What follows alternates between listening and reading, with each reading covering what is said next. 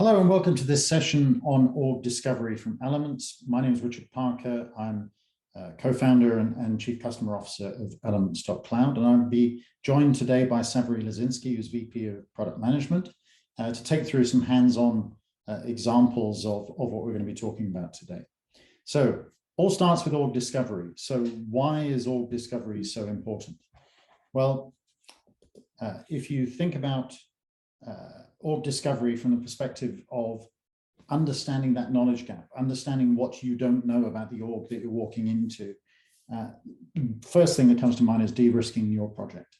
What is it that you're about to engage in that you're not clear on, that you didn't take into account when you organized your statement of work, or if you're fortunate enough to be able to engage and look at the org from an org discovery perspective during the pre-sales phase, how will this change what you're proposing with your client?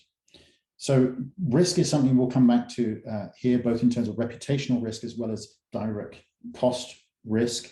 The second point there is increasing your margin. The more that you understand about what you're undertaking in terms of the org you're engaging with, the specific areas of the org from an automation, from an object, from a metadata perspective, the more you understand about that, the better you can plan, the better you can use your resources and experience to increase your margin and make sure that you deliver a fantastic outcome for your business, for your customer, and for your business as well. The third thing is, the more that you can do this from a position of strength and knowledge, the better you can position yourself for the future as a trusted advisor.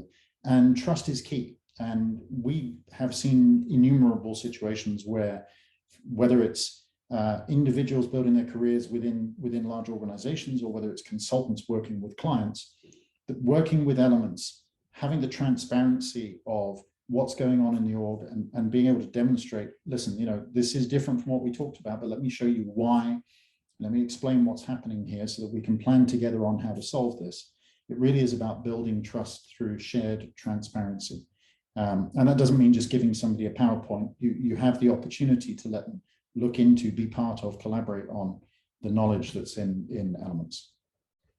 So, of course, there are hundreds of pictures around how people drive change in systems, in business, certainly on the Salesforce platform. Anyone who's managing change, who's driving change, is doing some version of this life cycle. And we're not trying to paint a picture here other than the fact that you're walking into a project with a wish list of requirements, being able to capture and validate those requirements, and then going around analyzing, plan, understand the impact of those changes. That's where Elements can make a real difference.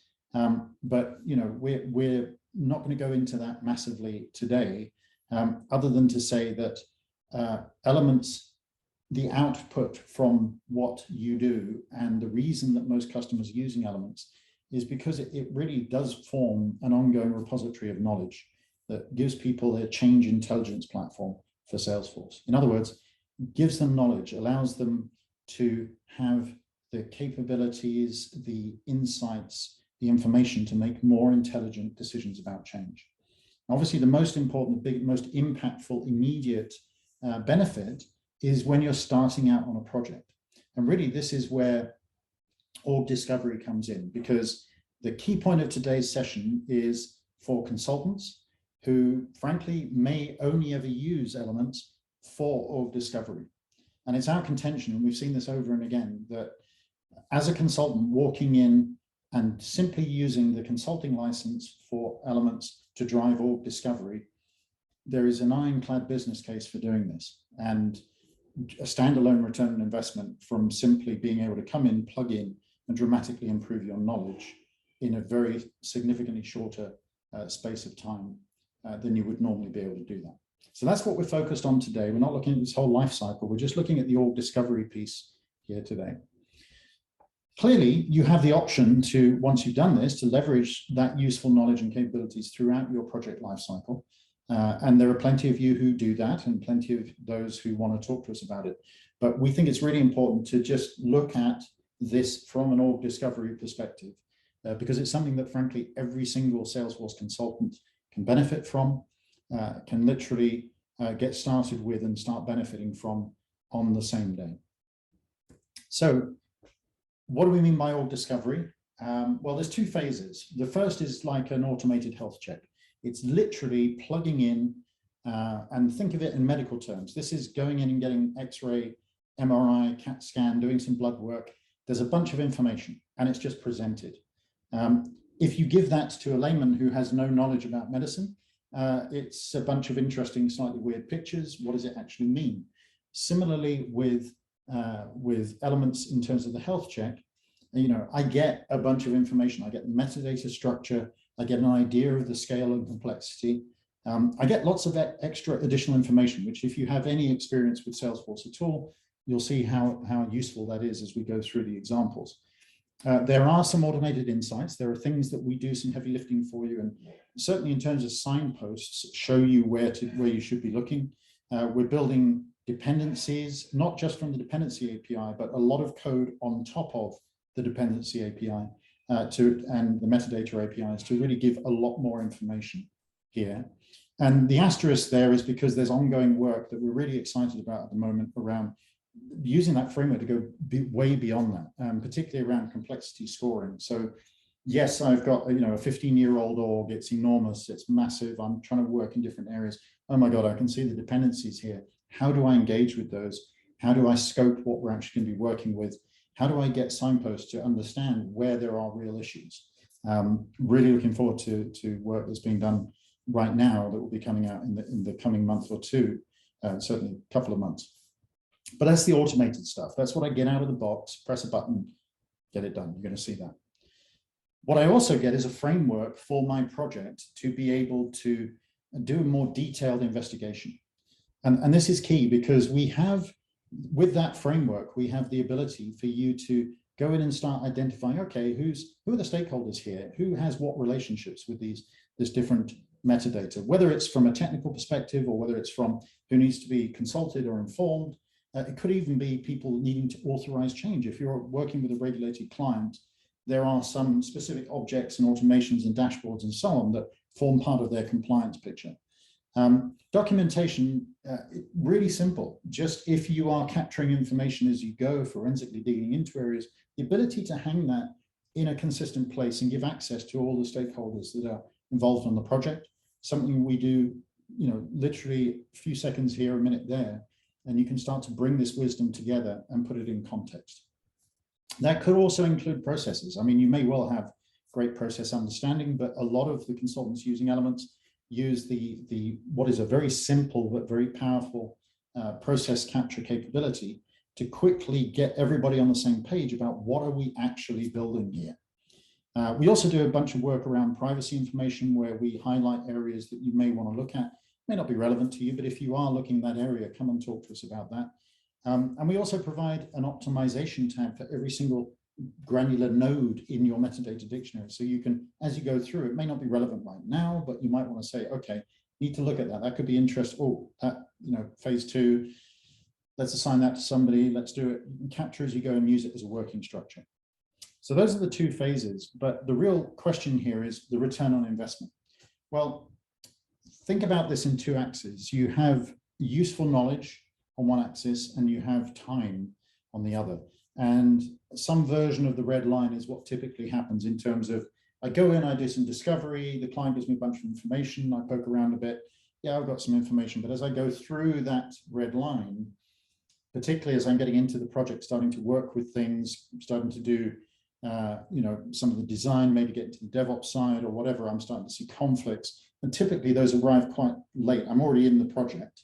And then having to get change orders at that time, having to go and explain to the client why it wasn't what we originally thought, can get pretty messy. People eat up a lot of cost. People throw evenings and weekends to get stuff done, bring in more resources. Even if you are getting change orders and the client is happy to sign them all off, not always great from a reputational perspective and from follow-on work. So this is really important. There's a knowledge gap that nobody can ever fill. You will never know everything about Salesforce. It's too powerful, too flexible, too agile. There will always be a knowledge gap. But for most consultants and most organizations, that knowledge gap is very significant in terms of what has happened here, what is the implication of making the changes that we want to make. And that creates an opportunity for issues that result in, as I said, direct costs. It could also be indirect costs, things that you're doing work now because you know that phase 2. If you don't do it now, that's going to be a real mess, but that you just swallow in the cost, or reputational impact. So what's the impact of using elements on this? Well, it really is this dramatic. If you think about down here, syncing with elements, it is, yes, it is supposed to be a vertical line. We give you a significant amount of information in a very short space of time. We're talking minutes to set up, massive complex orgs, a couple of hours to sync, pretty standard orgs, 15, 30 minutes, so that you've got that automated information, those x-rays, the MRIs, the blood work. But then you've also then got the framework to go in and work with that, to go and dig and validate and see, is this really an issue? Is that really a problem? Yes, it's very complex, but it's well built, it's well documented. Okay, that's fine. This bit over here, it looks okay, but actually, wow, look at the dependencies. You know, this area here in terms of the piece of work here, obviously the bigger and the more complex the org, the bigger that's going to be. But the return on investment that we are constantly told by consultants here is measured in hours. A couple of examples, a global SI, massive org, big company, they systematically do org discoveries every time. So they price this, they measured in 2 consultants, 10 working days. They actually achieved everything they set out to achieve in less than 2 days. Now, what do you do with that extra time? That's up to you.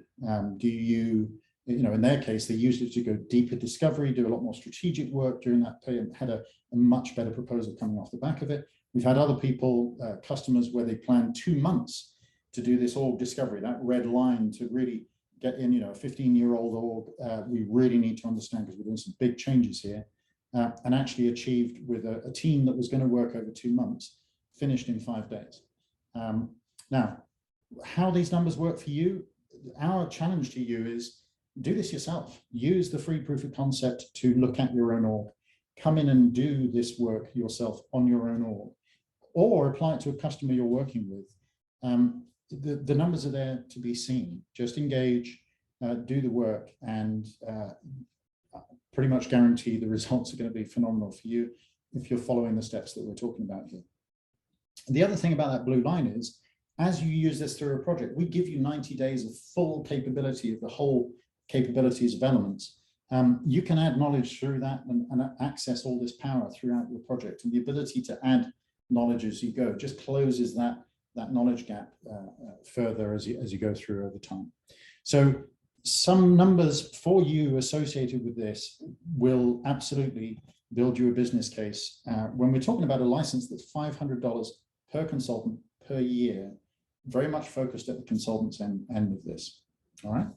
So what does it actually look like in the product? Savary is going to go through and give some real life examples, but you know, what we do in terms of this health check is we have an org sync. As we talked about, that gives you this metadata dictionary, the structure, gives each level of this, as at the top level, what's in this org. You know, there's also a bunch of org analytics diving into that. So we are, you know, looking at, from the perspective of specific flows in this case, what are the fields involved? You see the little, as you'll see with Savary, hopping in and out of setup. You can go straight to that particular field in setup, go and look at some of the dependencies. We've got the risk ratings on these in terms of how much it's used, whether it's in automation, etc. In the org analytics, the records by object, there's a whole bunch of things that we're digging out for you. And as I said, providing the dependencies so that you can see, okay, what's involved? Where is the complexity? What does this look like? What am I walking into here? So that's org discovery. That's the automated piece that you get here. And as I said, just using this information is plenty to justify using a consulting license on every single client. As you'll see from Savary in a second, every single client can use, or you could use this on every single project to get the benefits for the client, for yourself walking into that project. But if you choose to, you can also use that framework to go deeper into investigation, to capture third-party information as you work here, to link process context, whether that's Lucidchart, PowerPoint, Visio, or using Elements itself to go and rapidly get everybody on the same page about what's being done. So there's a lot of power here. We're going to focus on the org discovery. And I really want to look at this from a hands-on product perspective. So let's have a look at what do I get out of the box when I plug this in. And as I said, this is best demonstrated by you using it on your own org.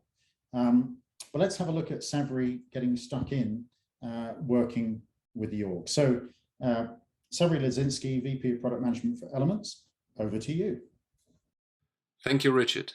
All right, everyone. In this short presentation, I will show you how easy it is actually to connect an org and do a health check. So I'm in a space in Elements. Fundamentally, that's a place where all your content lives.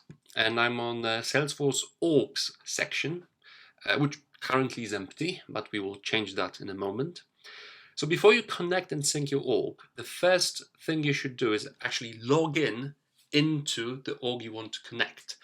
And even if you're already logged in, it's best that you log out and log in back again. You are likely to have all these different Salesforce tokens stored, and it's important that we just pick up the latest one, which would obviously be the accurate one.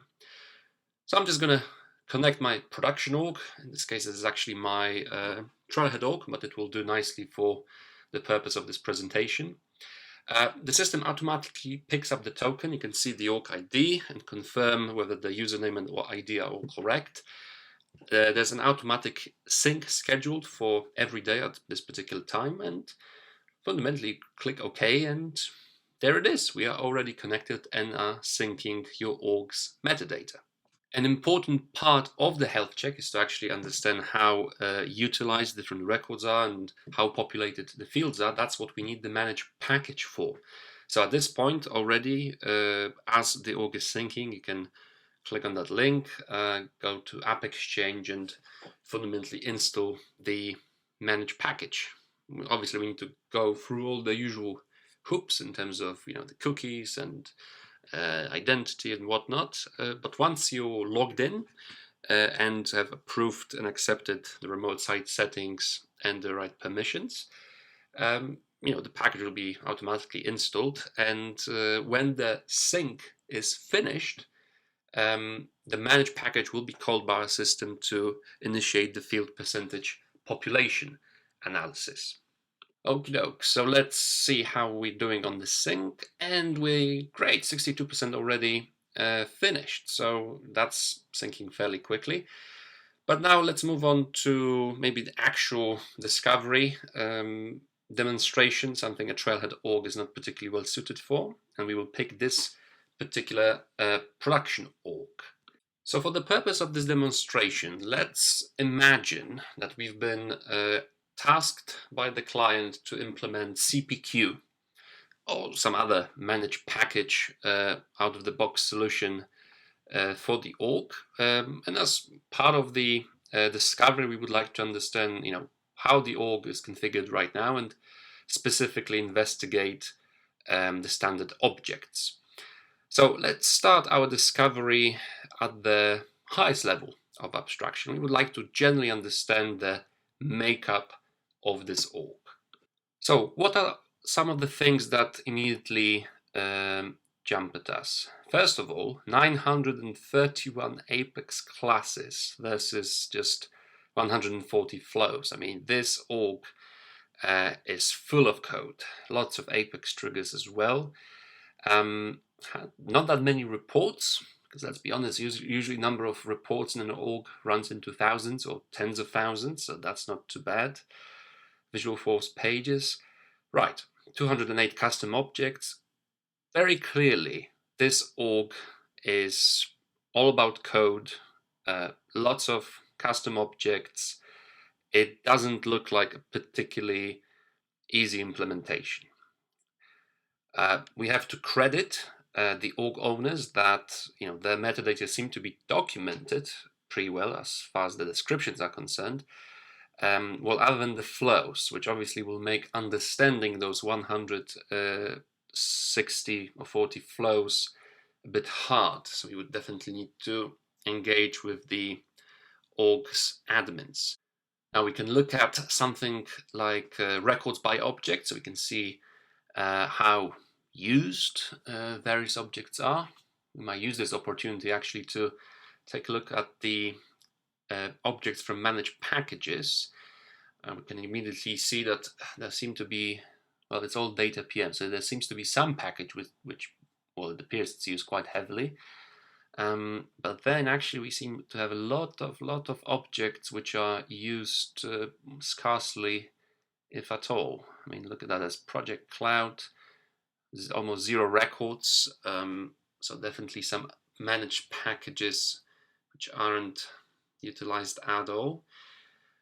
Well, but that's all interesting. But after all, we've been tasked to implement CPQ. So what we really want to look at is some standard objects, and in this case, it's the opportunity object that is our top priority. So we can see there are something like 2,300 records there. So that's pretty decent. What else can we learn about the opportunity objects? Let's maybe have a look at some automation statistics. And oh, wow, okay. So the opportunity object seems to have 10 process builders. Now that's surely a bit of an issue. Lots of automation on opportunity, which will make implementation challenging. And 2, well, process builders are being retired very soon. So yeah, some technical debt here for sure. Let's look at something like field percentage population breakdown. So this chart tells us how populated all fields are on any particular object. We can see that it's grouped into various categories. So in this case, what we can see is 13% of fields are not used at all, and nearly 40% are used less than a quarter of the time. It's only a third of the fields that are actually used fairly regularly on this object. So it seems like a lot of fields are not being filled in most of the time. So the quality of data surely isn't too great. Now, if we look at breakdown of number of fields, we have 55 custom fields here. By level of impact, we can see that a lot of them are high impact, probably utilized in a lot of other automations and metadata. Right, so we've got a lot of fields which are not being utilized, but they are dependent in various other places.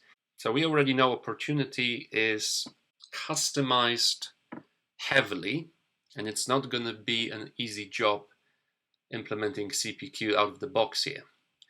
So at this point, what we would like to do is to do some more in-depth investigation of that object. So now I'm back in the metadata dictionary view, and I can navigate that hierarchical tree to find my opportunity object.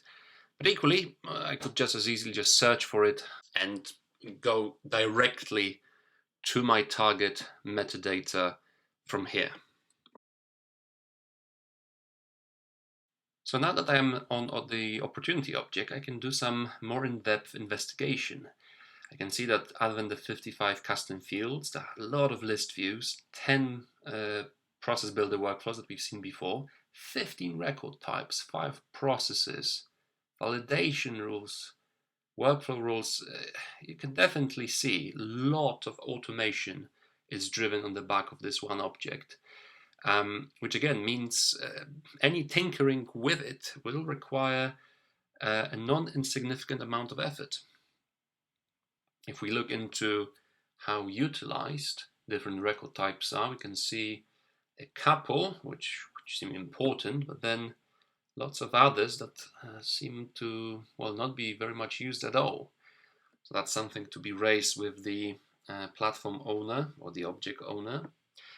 Now, I can use this right panel to then, again, dig deeper into what's the breakdown of population for different custom and standard fields. So we can see what we've already knew from previous investigation, that a lot of the custom fields, and what we can see a hefty part of the standard fields as well, are not particularly utilized most of the time. So now we can actually move on and use this tree as a sort of investigative to-do list. I can click on each one of those items. Let me take some example. So let me focus, let's say, on process builders. We know there are quite a few on this object. Well, I can use this list or hierarchical list to actually see, which fields are being used in this particular process builder. I can also use the optimization tab to do some assessment and classification. I can choose whether this item is to be deleted or documented, add some comments for my future reporting. Well, this is a great example. Jack has already classified this particular process builder as can be deleted. I can move on to other items. We know that quite a few record types, I think 15, I think it was, quite a few, and one of them, credit card opportunity, has only one record on it. So we can use this icon to go straight into Salesforce setup if we would want to investigate it more. And actually, if you prefer to work in setup, with our extension you can have access to all the same capabilities. So you can see there's elements right panel, the same we saw in the metadata dictionary. So I can use it to leave some documentation or notes based on what I have found. And again, I can just as well document my optimization assessment in here. Now, let's jump back in time in the future, and let's assume we've actually went through and assessed all of the fields, all of the 55 custom fields and the additional standard fields on that opportunity object. You've decided with the platform owner which fields are being used, which aren't, which can be replaced or removed to make the CPQ implementation easier. What you can do now is generate the field dependency dataset. That will fundamentally generate a list of all fields for this object with the optimization assessment and the list of all the places where any of those fields are being referenced, as in other metadata. So fundamentally, if I were to just pick one example, in the right panel, if I scroll down, you can see all these different metadata where this field is referenced. Now, if I download this dataset, that will only show me the first level dependencies, the direct ones, where those fields are actually being referenced. Now, just to save time, let me, because it's a standard CSV file, so let me show you how can I interact with it now that I've imported into Google Sheets, or in some cases Excel. So let's play with this dataset a little bit. As you can see, these are all the fields that belong to the opportunity. And now you can see I have the same field shown twice, and that is because each row is fundamentally a field to one of its referencing metadata relationships. So in this case, loss reason is using two-page layouts. Now I can filter the optimize column to show me all the fields which I have marked as to be deleted. And I can scroll through and quickly see where are those fields used. So I can potentially see what other metadata might or probably will be impacted by that change. And you can see some fields like the probability, stage name, actually are used in quite a lot of places. Lots of validation rules, lots of process builder workflows, flows. Oh yeah, that's definitely a lot. So what I could do now is actually use one of those hyperlinks to navigate to the org model and inspect the dependencies in more detail. So this list right here in the right panel is fundamentally the same list of first level dependencies that we could see in the data set. But I can also open the dependency tree. So that will show me all the different levels of dependencies. So not only which items reference the field, but also where they themselves are being referenced in which other metadata. So as you can see, once the org is synced, it took me roughly around 15 minutes to get a sense of how complex and how big the org is, and more specifically, how complex the object I will be working with actually is. And I realized how many pitfalls and risks I would need to consider before changing anything. So that fundamentally is your org discovery of elements in a nutshell. And on that note, Richard, over to you. Thanks, Sabri. That gives a pretty condensed but good insight into the kind of things you can do with elements.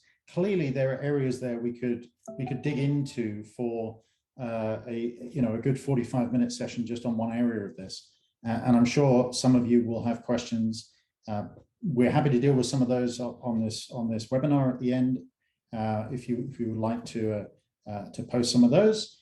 Also happy to come back to you and engage with these. But just to reiterate, all that stuff, yes, we showed some mechanical features and things that we can do, but any one of those, you can see how that contributes to really filling that knowledge gap, dealing with addressing some of the risks, shifting left to get some issues identified as early as possible, helping you plan and drive your projects. So this whole idea of building trust through shared transparency, the thing that really comes across to me watching Sabri going through that is, the importance here is you're not away in a dark room somewhere doing this. You can do this with the client. You can share this with the client. You can invite them to this content and collaborate on the content. And as you get more knowledge, both in pre-sales or if you're only engaging from the beginning of a project, as you go through that project, building that trust and having that shared transparency.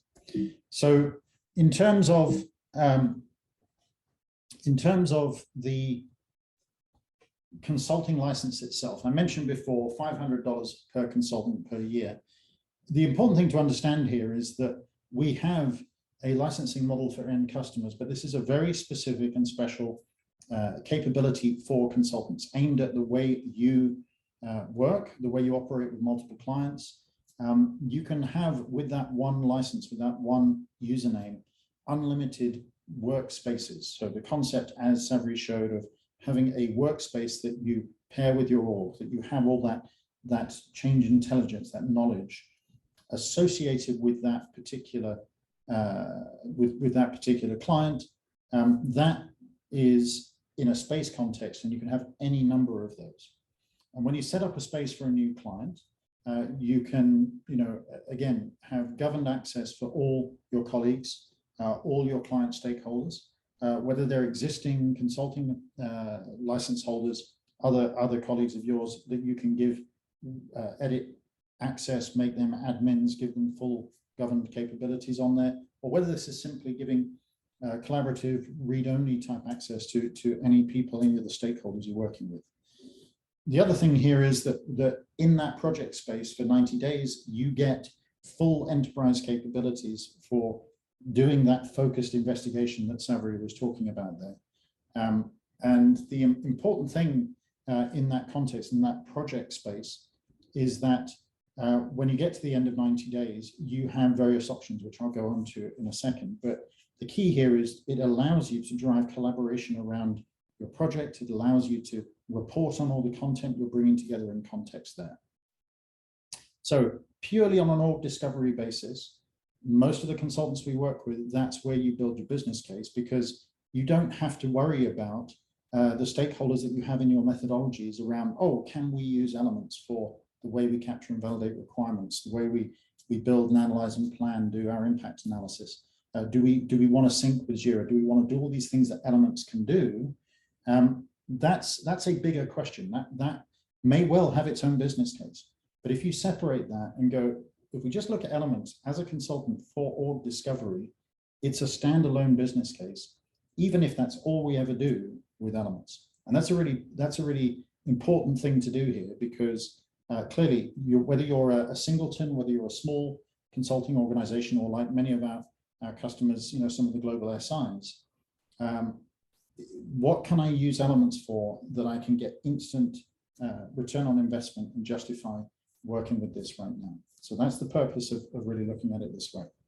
Now, all that said, from many of the clients, some of our consulting partners as well, say, that's great, and I'm using my consulting license for org discovery, but what do I do when either it's useful for us to maintain ownership and maintain that relationship with all and have all this knowledge. How do I do that on an ongoing basis? You could think of this as like an insurance policy. You can just simply get a connection license, excuse me, a connection license for that particular org. And that will allow you to maintain space ownership. It's up to you whether you charge that through or not. And that's literally the $1,000 per year.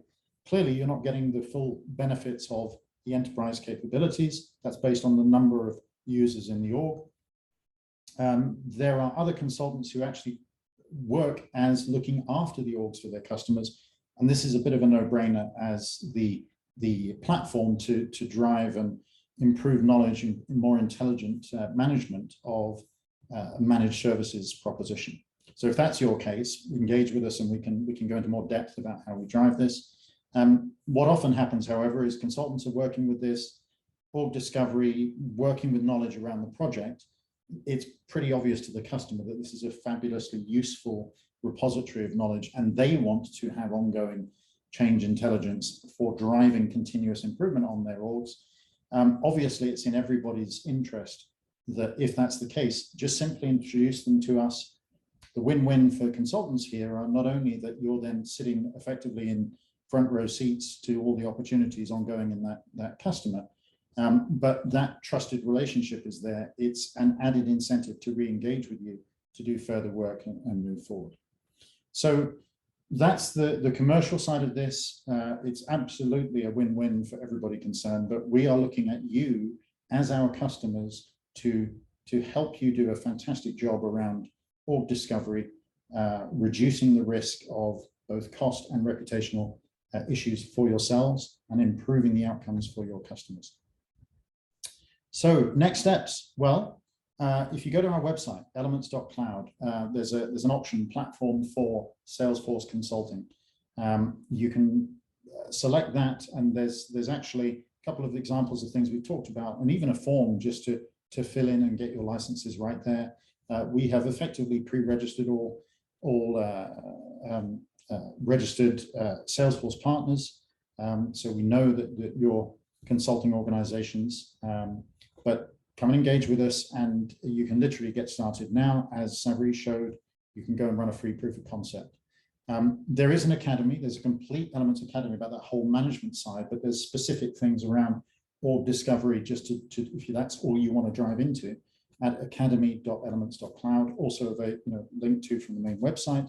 It's a different set of credentials for that, managed separately with an LMS attached to keep track of what so you can keep track of what you've been through and what you've learned. But the bottom line here is engage with us. There are links all over the website to book a slot in our calendars. You can literally say, look, I want half an hour, 45 minutes. I want to talk through this. This is my use case. Can you help me with specific things I'm looking to do? And at the bottom there, you have my contact details. I look after all of our partnerships and customers ultimately. So if you have questions, feel free to email me direct, richard@elements.cloud. Look forward to engaging with you. Look forward to working with you over the coming months and years and getting your insights as to we continue on this journey of developing these capabilities. Thank you very much, and speak to you soon.